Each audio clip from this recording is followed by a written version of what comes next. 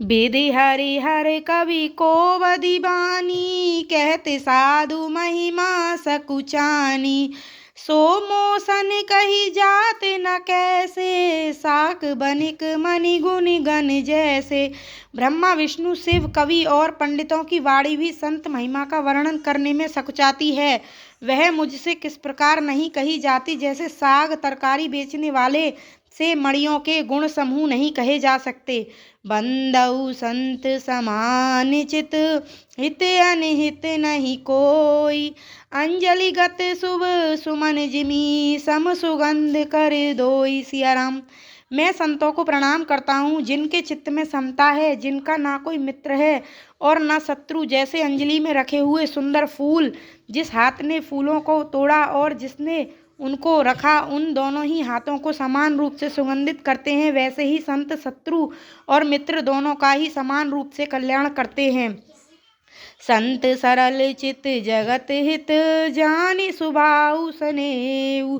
बाल बिने सुनी करी कृपा, राम चरण रति देहु। सिया राम। संत सरल हृदय और जगत के हितकारी होते हैं। उनके ऐसे स्वभाव और स्नेह को जानकर मैं विनय करता हूँ।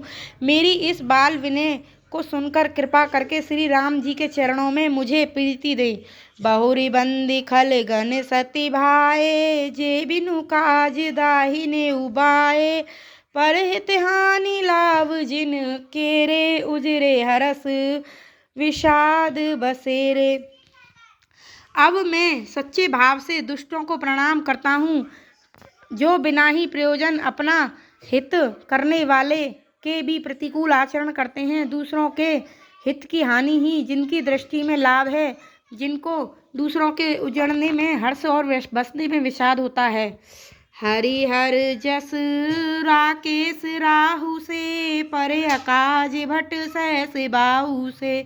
जे पर दोष लखई सह साखी, पर हित ग्रत जिनके मन माखी।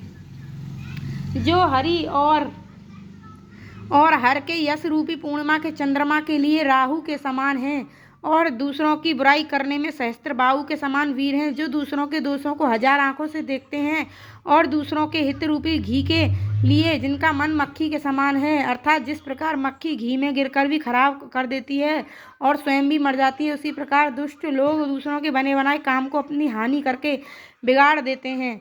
तेज कृशानुरोष मही शेषा, अग अवगुण धन धनी धनेशा। उदय केत समहित सब ही के, कुंभकर्ण सम सोवतनी के। जो तेज में अग्नि और क्रोध में यमराज के समान है, पाप और अवगुण रूपी धन में कुबेर के समान धनी है, जिनकी बढ़ती सभी के हित का नाश करने के लिए केतु के समान है और जिनके कुंभकर्ण की तरह सोते रहने में ही भलाई है। बोल सिया राम।